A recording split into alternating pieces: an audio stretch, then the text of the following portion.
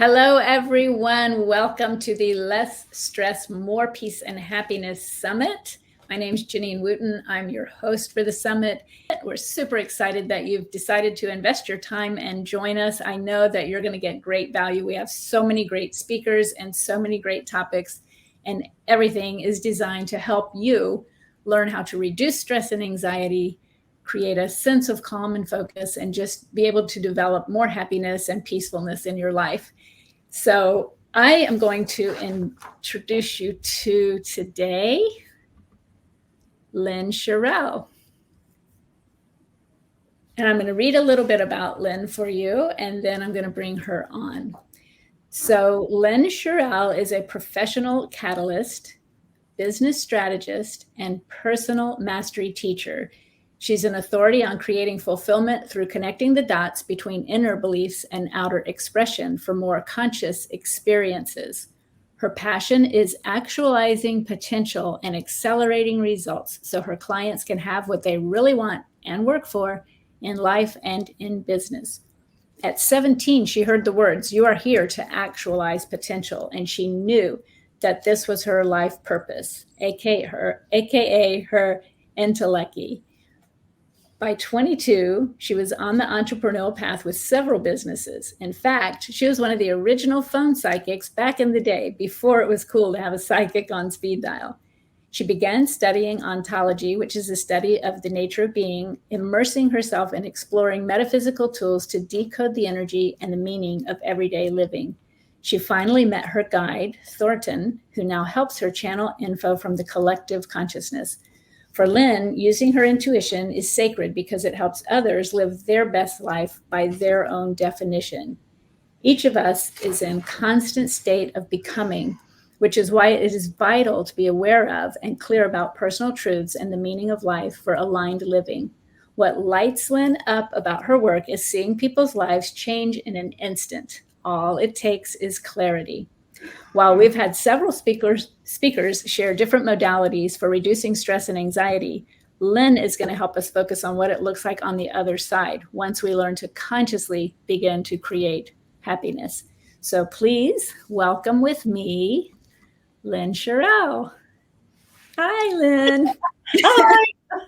How are you today? Oh, so happy to be here. Thank you. We are very happy that you're here, and just thank you for being willing to contribute. And I'm so excited to hear your talk today. I'm going to go ahead and give you the stage and put up your title. I'm going to get in the background so people can see you better. And I love to start with a little bit about your personal story or your background, if you don't mind, just to let people know where you came from and what it was that brought you to the work that you're doing now. Well, I think when I was younger, I came up with the kind of my only GPS was to live without regrets. I didn't want to get to the end of my life and have any regrets. And so I decided to do a lot of different things. I've had a lot of adventures, some really wonderful experiences, but there was a part of me that played small. And so like in jobs, I would get passed over for promotions or whatever. Opportunities pass me by. I'd think of something, put it out there. People just didn't hear me, whatever. And so it was an incongruent kind of an experience, right? So I was trying to create success by what other people thought success looked like, or trying to figure out what they had done to get there. But in the end, I was pretty unhappy about it. I really got to a point where I think I'm doing all these things right, but it's not working, and I don't feel good about it. And so I really just needed to understand, I forget who said it, maybe Lao Tzu said it, when you want to transform the world, start with yourself. And that's what I did. I went within and I really needed to understand. And that was when I met Thornton. A psychic brought that to me. I didn't even know. It was really interesting. I was listening to a book. So it wasn't even her. I was driving to go and have this appointment, and I was listening to a book on tape that said, "Here's how you meet your spirit guide." And so I was listening, driving, and I'm thinking, oh, it's going to be fine. I'm just listening to a book. Well, and then I saw this like vision, and this guy Yeah, it was really interesting. He showed up in kind of like, white robes, like a friar would wear, with marble columns, coming down the steps to feed the birds with long, dark hair. I thought, wow. So I go to see this psychic, and she says, oh, first she said, who's giving this reading? You or me, which is pretty funny. Her name was Ben. Yes. Yeah. And then she said, your guide is here. And she said, have you met? And I said, yeah, I don't know. Tell me. And she said, well, his name's Thornton. And I said, well, what does he look like? Is he dark-headed? And he looked like Jesus to me, like, And so I said, is he dark-headed? And she said, well, he looks like Jesus. And I went, oh my goodness. Yeah. and then I found out later that he did that just because he thought it would be funny. So that's not really, so he just kind of showed up in a form. It was a very interesting kind of experience.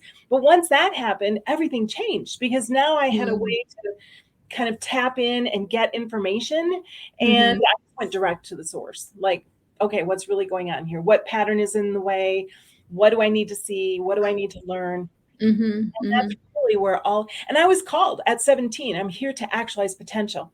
And so when you started putting all these things together, becoming a transformation teacher, and using a lot of times I use business as the conduit. So I help people grow their business as the vehicle by which to understand themselves better and achieve self-mastery. So that's how I got here. Wow. So I wondered, it's so interesting that you heard those words at 17. When that happened, did you realize that it was a powerful experience, or did that memory come back to you after, as you became older and more aware? I knew it in the moment. Yeah. I knew it in the moment, because I was laying down, and I remember, like, my eyes were closed and the room suddenly got very bright, and I didn't open my eyes. And then I heard this big voice, because I had been really in angst trying to figure out what was I here for? What, the big questions, right? And I heard that big boomy voice, and it was like the whole room kind of echoed.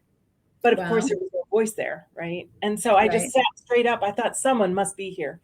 I mean, I knew in that moment that was an epiphany for sure. Yeah, exactly. Wow, that's really interesting. Yeah. So I mentioned in the intro that the majority of the speakers, and we've had so many great speakers and so many various topics about stress in all kinds of areas of life. But yours is a little bit different, because we're going to focus more on the creating happiness part. So I help everybody understand then how we're going from, if we're stuck in stress right now, and I know it's going to be hard to do on a short talk, but what's the journey you would take someone on to help them flip the coin, go through that transformation, and be able to consciously start creating more happiness? That's a loaded question. Yeah, that's a big one. But so there's a few things in there. It helps for someone to have an idea of what happy means to them. It's different for everybody, and there's different levels of happiness. There's contentment. There's just peace. There's tranquility. Like, people define happiness differently, right? And it's also hard if you've never felt like you've had happiness. Like, if you've never experienced something, how do you know how to define it, right? So happiness is actually more elusive than what people think. You would think, oh, it's just, I'm just happy, I'm just laughing, but that doesn't necessarily mean you're feeling it, right? So you really need to understand what happy is for you as a success kind of metric or feeling. And so then from there, it's about finding the things that are causing friction that reduce your ability to have that. So it's also about kind of coming into alignment with your personal truths. It's understanding where you want to transform things. So there is a process to it, and yet everybody is a little bit different in how because everybody's got different variables. Right. So everybody's situation is completely unique. But if you can understand what you think happiness is, then start aiming toward that, identifying what's blocking you or in the way, or what you're working through, or what you're tolerating. When you can find those things, then you can start making conscious steps and decisions toward what it is you really want, which is also loaded, right? Because, exactly. Right? Then you got to get rid of the things that aren't allowing you to have that. And that's not always easy. So, I'm sure. Do you find that there are like proportionately a lot of people who don't know exactly what they want or what they feel would make them happy? Yeah, most people. Right? Isn't that sad? Yeah. It's conditioned out of us. Exactly. We're here, especially in this culture, we're here to work and be productive and be responsible and be, do adulting in a proper way. So to get to be happy, we don't really know what that is. We don't really, and we forget how to play, and it's hard to relax. Right. When you get to be an adult, it's like, well, I want to go and have fun. It's like, but what is fun? What does that look like? And who do I do it with? It's all these other questions, right? So, so for me, happiness is a state of mind, and it's an experience, and it's a place I like to live from. I love that. Yeah. So it's a conscious choice then. It is. And because, well, and you and I have talked outside of this, but life happens. Life happens. And you still get to decide how you're going to experience that. Stuff comes up. And it's not that things will stop or change or whatever. Life will go on and things will continue, but how you perceive them defines your experience, and how you choose to interpret them equals the degree of happiness that you're going to experience. So yeah, it's really, I worked with someone, for example, who was in a crisis moment of significant unhappiness. And she called. It was basically a situation where family dynamics were difficult, and she was unable to work. She was just paralyzed in that moment. Wow. She was just so miserable about what was happening with family stuff that she couldn't switch gears. So we figured out where it was that she needed to claim her power and speak her truth and what was really going on. And it's kind of like, pulling apart a big old hairball. You just got to start sorting it out. And once you get it sorted out, it's like, oh, I can deal with that. Okay, I'm choosing that. I see that. Well, that's not mine to own. Once you start sorting it out, it lifts the load. And then you can say, you know what, now I'm okay. I can move forward, and I can choose to make this a good day. Wow. So yeah, there are a lot of components then that people aren't even aware of when you, like you just mentioned, like what's yours to own and what you can do something about, and then choosing how you react to this and that. Yeah. So that's what you help people do. You help people kind of unravel it all. And is it essentially chunking it down into bite size and then deal with what you can a bit at a time? Yeah, that's definitely one way to do it. Some people will turn around and go, you know what? I don't like my life. What do I think I want? I'm moving to another state, job, just right. So it really depends on your personal manifestation formula as to how you're going to create your new state of happiness, and how you're going to experience your everyday reality. So, and everybody does it different. I had one client who would work so hard for months and get so frustrated that things didn't happen. She would literally throw up her hands, be pissed. She would just be so pissed, and she'd walk away from the whole thing. The next day, the boyfriend gives her the gold necklace, 3 deals come through, her kids are doing, like, everything comes in because she wasn't pushing to get it. She walked away, and now the universe had wiggle room to like bring it to her. So yeah, when you relinquish control or the need to control. When you surrender, when you create space. So, but everybody has a different manifestation formula. One that I think that almost anybody can relate to is that if you look back over your life and think about the times that you created something different that would, everything we do is really something we're trying to get to being happier. So everything we do is about trying to get there. But if you look back at the things that you've done to get to where you are, it will always start with the phrase, well, I decided to. I decided to, right? So when you can find your I decided to's and then see what you did after that, that's going to give you a clue around what your manifestation formula is for creating happiness. Interesting. Yeah. So I know listening to you, I'm kind of chuckling because I know I've had moments of I'm trying to figure out what my pattern would be, right? And so my pattern probably is always, make the best of where I am. But I have to admit there are moments of, I just want to flee and give up and run away and start over. But I think that's normal with everyone, right? I think so. Yeah. I've done it myself several times. Yeah. Right. Yeah. You just got to life does. Yeah. Life does get interesting and give us lots of things to learn and to work through, doesn't it? But yeah, so it's about keeping that positive state of mind. And I'm hearing that you're giving people hope that they aren't stuck. Yes. And to see that every challenge is a gift. That is something that was purposely designed, created, put in your way, whatever you want to call it, as an opportunity to figure it out, sort it out, grow beyond, transcend, get it handled, resolve it, whatever it is. But Yeah. every challenge, there is a bigger picture. There's a bigger message around what's happening in your life. So when you can understand your life's context, now you see the bigger messages, and now you see the opportunities where you can have even more happiness. So maybe do you have something that you do yourself where you you pause and you're asking yourself that question, like when things kind of feel a little bit out of control, you can pause and say, okay, there's a bigger thing going on here. What might that be? Is that literally what you do? Yeah, I do. There's a couple things I actually do. And both of them now, I've just written a new book on one of them. So I have a bunch of books out, but one of them, the first one, is I looked at my genie formula. And so I came up with this formula when I was going to work with, the E-Myth guy, the E-Myth guru, the Michael, whatever his name is. Right. Yeah. So I was going to work in a workshop, and I thought, how do I describe my work? What are the threads of how I help people move through these stuck places or whatever? And so I thought, finally, I looked at like the commonalities, and I realized there's a greater truth, there's an energy, there's an environment, there's natural intelligence, God, higher consciousness, whatever you want to call it, and there's integrity. Integrity, not about how honest you are necessarily, but about how aligned the structural integrity, right? So one of those, if you think about your situation, whatever your situation is, say, okay, what is the greater truth behind this? What's the energy around it? What's the environment that helped create this, cause this, or that is becoming because of this? What messages am I getting? And how aligned am I with that? Everything.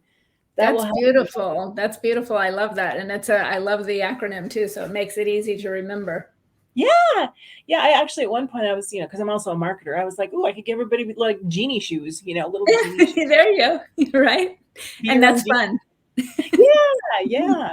And then I just wrote another about the bigger message. So there's always ways to look at it. There's always ways to find your happiness. I love that. It's easy to be or easier to be happy and uplifted and have that higher perspective when you're surrounded with people who are like mind. Yes. So what would you suggest to someone who doesn't have that much support around them and they still want to do the work and make the decision, and create more happiness in their lives? What is there an exercise that they might do? That is a great question. Because that probably a lot of people have that. So first of all, you can't control anybody else. Number one. Number two, you actually can't do their work for them because, you might think, it can be better for them. Let me just do that for them. Well, that doesn't work. That. Like you sabotage them, you exhaust yourself, they still learn the lesson, they're going to get it again, so it doesn't actually add to anyone's happiness for you to do their work for them or to try to do that. So you can't carry their burden for them, and you shouldn't be anybody's emotional Sherpa. That doesn't, just doesn't help anyone. So that's a good phrase. Yeah, right.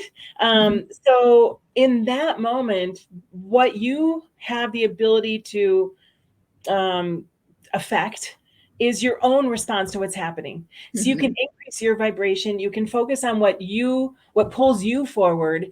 And as you shift your vibration, as you lift your vibration and are more positive, more optimistic, choose to be happier despite what's going on. When you stay in your center, as opposed to getting rocked around, that becomes really magnetic for other people. And so they will rise with you. So, a lot of times you can pull them forward. Now, there's also the time, the crab in the bucket thing. Have you heard about the crabs in the bucket? No, I don't. Crabs in a bucket and one's trying to crawl out, the rest of them pull it down. No.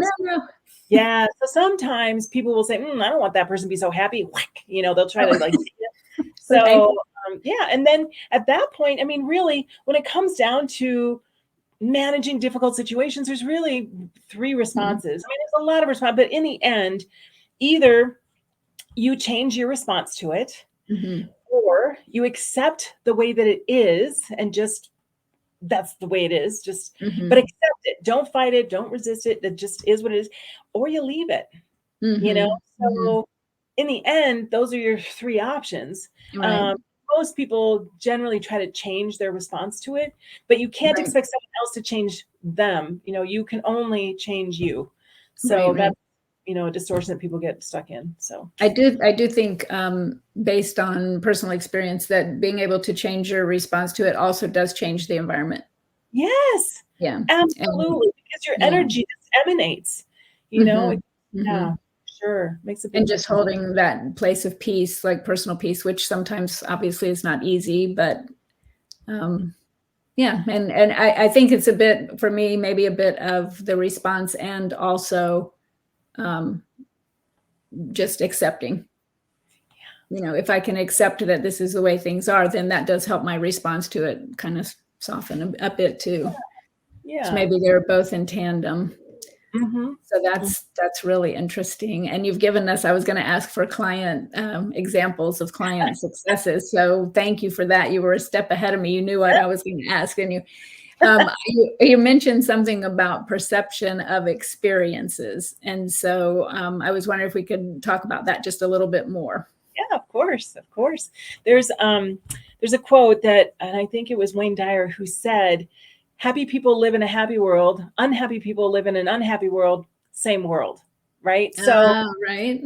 really, your perception determines the quality of your life experience, and what you perceive is what becomes real for you.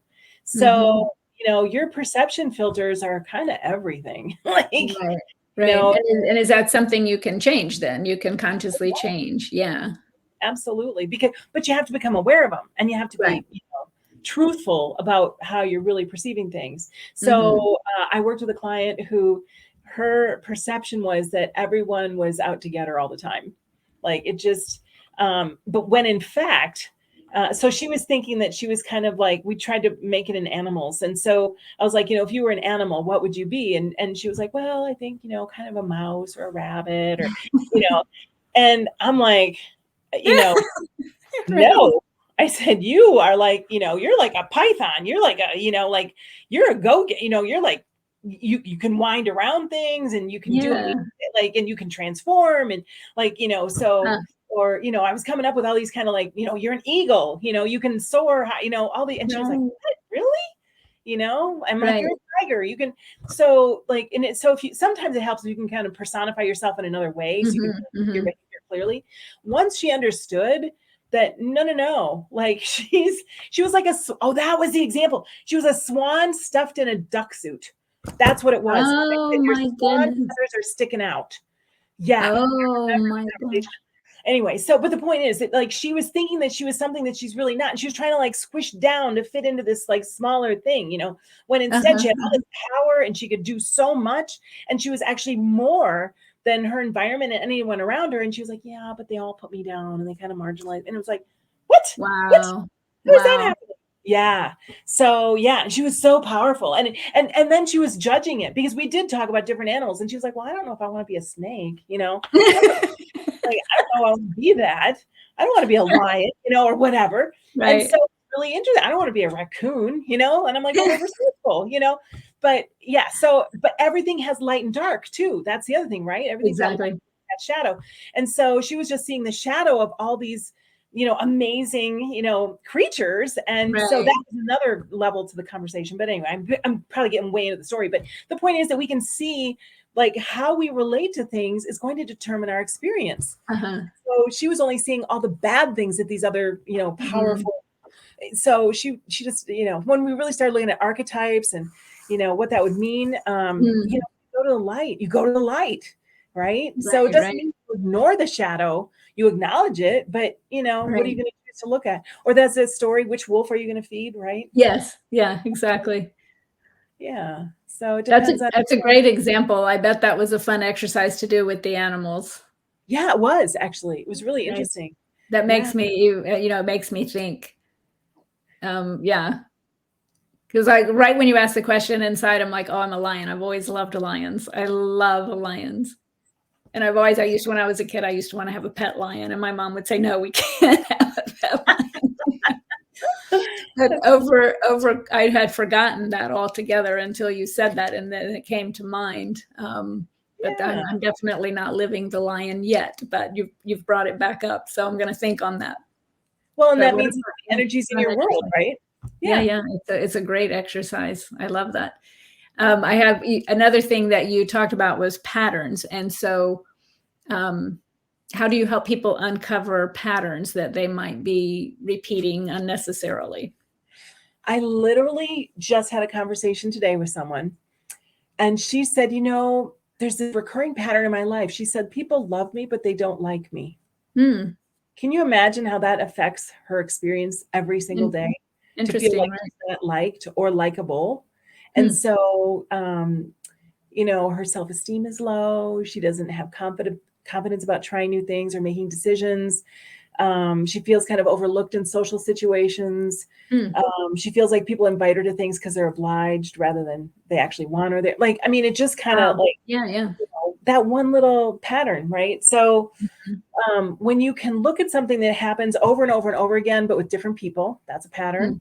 If you look at how you feel, if a feeling is kind of habitual, oh, I've been here before, this just happens to me over and over and over again. I had that was another one. I had a conversation last night with another client, and he said, this just always happens to me, like over and over and over again. He goes, I don't know why it keeps happening.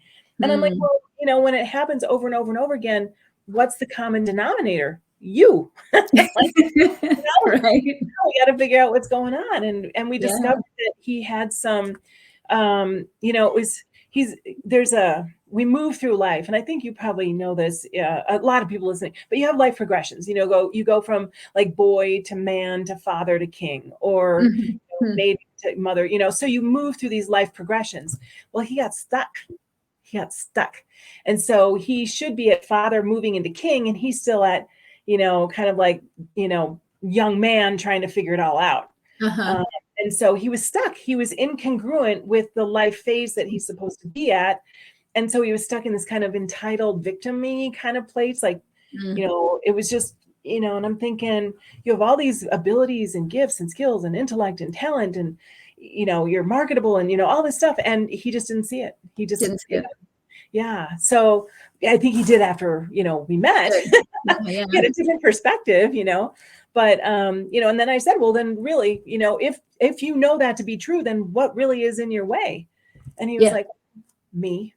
Oh, right. And so I said, well, what are you going to do to get out of it? And he said, well, I got to suck it up, buttercup. Let's go.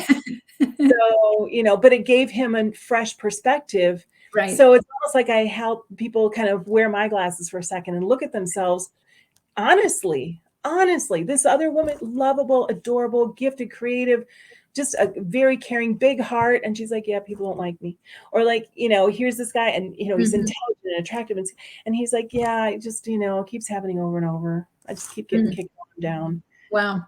So those are limiting beliefs that they had that were totally unfounded. And it sounds like just having so it wasn't true that people didn't like her, and it wasn't true that he was not capable. And you can just have these conversations, and it sounds like relatively quickly, get to the source and open up a different way of thinking. Yeah, well, that's it. So I'm not a therapist, and I don't actually consider myself a coach either. I'm literally a catalyst, because I spark whatever that, that insight needs to happen. And once you have that clarity, it's like, oh, now I can make another choice. I can let that go. I don't have to do that anymore. I can step into something new. I can make new choices. So yeah, I love that. Yeah. You just need a fresh perspective, and that's part of the lens of perception, right? Right. Exactly. And then last question. Unfortunately, I hate when these talks end because they're so good. They're so good. You mentioned the 4 freedoms. Yes. Yeah. And so tell people what those 4 freedoms are, please. So one of them is, so a lot of people, when you think about being successful and you're like, oh, when I finally get to be happy, then I'm going to have more time to do things. I'm going to have enough money to do what I want. I'm going to, be able to make these different choices. And so those are there's time, money. I forget the other 2. And one of them is a combination of all 3, I think. But that's the thing, is that you have new freedom to do what you want to do, when you want to do it, with the resources that you don't have to worry about it. And so I actually cover these in detail. I have a free video series that your listeners, if they want to listen, to watch that. Absolutely. I'm going to put that up because that was going to be my next question. Oh, okay. Perfect. So tell us about your free gift for everyone. So I wanted to put this together because it's so core to being able to do some of the work that I do with people on a deeper level. But it helps to have these teachings as a framework to inform the work going forward. And so it's a 4-part video series, and it's I do it in the way that I talk. It's kind of like the fire hose in the face. There's just a lot of information, and it's very quick. But we cover the personal truths and lens of perception. We cover the 4 freedoms and the frameworks, the mental frameworks that support having happiness. We talk about the life patterns that can limit your happiness. And we talk about the energy principles, the unchanging energy principles for happiness, so that you can start incorporating those in your life. And when you have these teachings, now you have kind of this new foundation. It's like a springboard, a launch pad into having a different way of looking at your life and experiencing things. And I just literally want everybody to have it. I want it to be out in the world. It just gives you a different way to think about things, so hopefully it's helping for people. It sounds amazing, and it's very generous. Really. I know a lot of people are going to take advantage of that, because like who doesn't need more happiness in our lives, right? Especially these days with everything that people, just life lately. So, which is one of the reasons that we're putting this summit on, and just to bring people a toolkit for dealing with the stresses of everyday life. And like I said, I love that you're bringing the flip side of the coin and taking it the step further. Let's not just deal with stress, but let's actually create something better. So I love your perspective and your talk, and I'm going to bring you on. So I hate to say goodbye. This has been wonderful, and thank you so much. Thank you. You're a blessing, and I really appreciate your time. There will be a link to Lynn's gift below the video. And she did mention that she has books, so I'm sure you can, go further with her through her books too. And you'll be connected. If you take advantage of her gift, you'll be part of her world and can go further. So thank you so much, Lynn. Have a wonderful day. I really appreciate it. That was so good. I wish we could talk some more. I think I might schedule a session with you myself for sure. Okay. Thank you. Yeah. I could use a happiness catalyst. Oh, well, thank you for putting the summit together. Not complaining. Life is great, but who couldn't use a happiness? Just a little more clarity. I'd like your perspective on, I'd like to look through your glasses at my life. There you go. So I think we'll do that. Okay. That sounds good. All right. Thank you so much. Have a great day. You too. Bye-bye. Bye.